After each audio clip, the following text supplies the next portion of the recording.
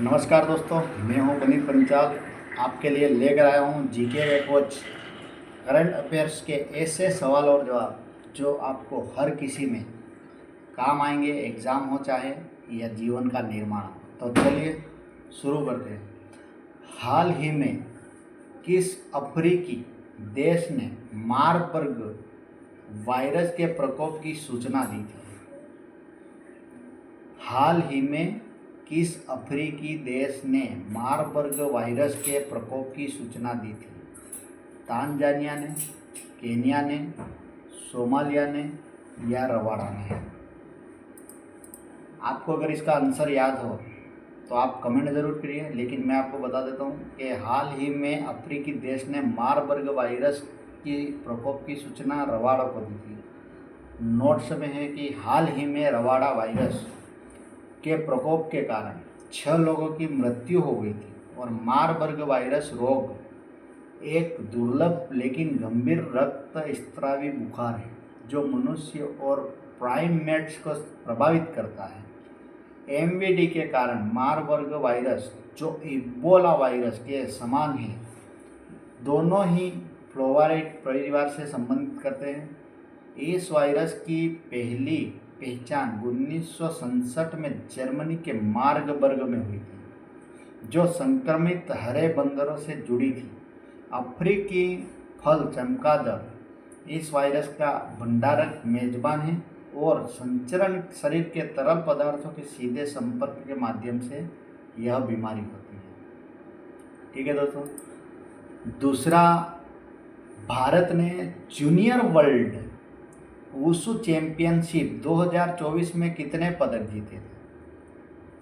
भारत ने junior wushu championship 2024 में कितने पदक जीते थे? 5, 7, 9 या 10? तो 7 पदक जीते थे। इसका पॉइंट्स है कि भारतीय टीम ने ब्रुनेई में आयोजित जूनियर वर्ल्ड वुशु चैंपियनशिप में 7 पदक जीते थे। भारत ने 2 स्वर्ण, 1 रंजत, 7 पदक है जो उनके मैं नाम बता रहा हूँ। 2 स्वर्ण, 1 रंजत और 4 कांस्य पदक प्राप्त किए थे। आर्यन ने लड़कों की जूनियर 48 किलोग्राम श्रेणी में स्वर्ण पदक जीता, जिसमें उन्होंने चीन के गोंग हुआनरान को हराया। शौर्य ने लड़कों की 48 किलोग्राम श्रेणी में एक और स्वर्ण पदक जीता, जिसमें उन्होंने ईरान के अलीरेजा जवानी को हराया। नाक मिकबी बोरफुकन ने ताउल जियन श्रू सी ग्रुप में रंजत पदक प्राप्त किया। तानिश नगर ने 56 किलोग्राम श्रेणी में कांस्य पदक जीता। अभिजीत ने 60 किलो में, दिव्यांशी और युवराज ने 42 किलो में कांस्य पदक जीता। एक 24 सदस्यीय भारतीय टीम ने प्रतियोगिता में भाग लिया। तो आपको पता चल गया होगा कि भारत ने जूनियर वर्ल्ड वुशु चैंपियन 2024 में कितने पदक जीते। और तीसरा सवाल है कि हाल ही में कौन सा देश दुनिया की सबसे बड़ी नौसेना रक्षा प्रदर्शनी 2024 की मेजबानी कर रहा है? चीन, फ्रांस, भारत या रूस? तो फ्रांस अभी उसकी कर रहा है मेजबानी। 2024 जो दुनिया की प्रमुख नौसेना रक्षा प्रदर्शनी है, 4 से 7 नवंबर 2024 को पेरिस में आयोजित की गई थी। तो इसमें 5 महाद्वीपों के लगभग 500 दर्शकों के शामिल होने की भी उम्मीद है और ब्राज़ील, अमेरिका, यूके और जर्मनी सहित 13 देश अपने अपने राष्ट्रीय मंडप का आयोजन करेंगे। भारत उनमें 104 देशों में से एक है जिन्हें इस प्रमुख नौसेना रक्षा व्यापार शो में भाग लेने के लिए आमंत्रित किया गया। हाल ही में किस संगठन ने वर्ल्ड डेवलपमेंट रिपोर्ट जारी की?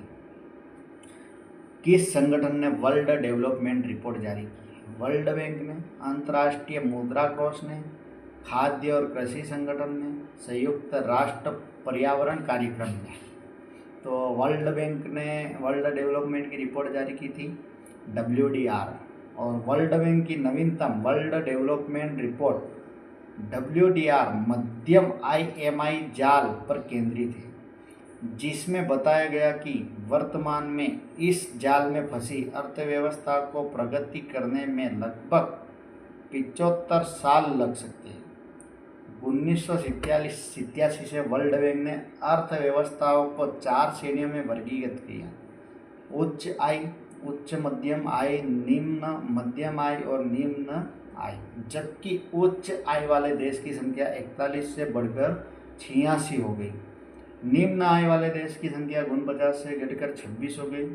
वर्तमान में 108 मध्यम आय वाले देश की संख्या वैश्विक जनसंख्या का 75% हिस्सा बनाते हैं। वैश्विक GDP लगभग 38% का योगदान करते हैं। हाल ही में लौकी में गमी स्टेम ब्लाइट पर शोध कार्य के लिए कलैया कृष्णमूर्ति राष्ट्रीय पुरस्कार किसे मिला था? SS डे को, धनंजय MV को, असीमा चटर्जी को या जयंत देशमुख को? तो यह पुरस्कार धनंजय MV को मिला था। धनंजय MV जो भारतीय बागवानी अनुसंधान संस्थान में प्रधान वैज्ञानिक है, लौकी की गमी स्टेम ब्लाइट प्रतिरोधी किस्मों के विकास में उनके महत्वपूर्ण योगदान के लिए कलैया कृष्णमूर्ति राष्ट्रीय पुरस्कार से सम्मानित किया गया। यह सम्मान कृषि अनुसंधान के महत्व को उजागर करता है, जो फसल की प्रतिरोधक क्षमता और उत्पादकों को बढ़ाने में सहायक है, जो भारत के कृषि विकास के लिए महत्वपूर्ण है। यह पुरस्कार कृषि विज्ञान विश्वविद्यालय बेंगलोर के स्थापना दिवस समारोह के दौरान प्रदान किया गया, जो कृषि वैज्ञानिक प्रगति की आवश्यकता को रेखांकित करता है। तो दोस्तों, आज के लिए फिलहाल इतना ही। मिलते हैं अगली वीडियो में कुछ ऐसे ही हट के सवाल और जवाब लेकर। तब तक के लिए धन्यवाद। जय हिंद, जय भारत।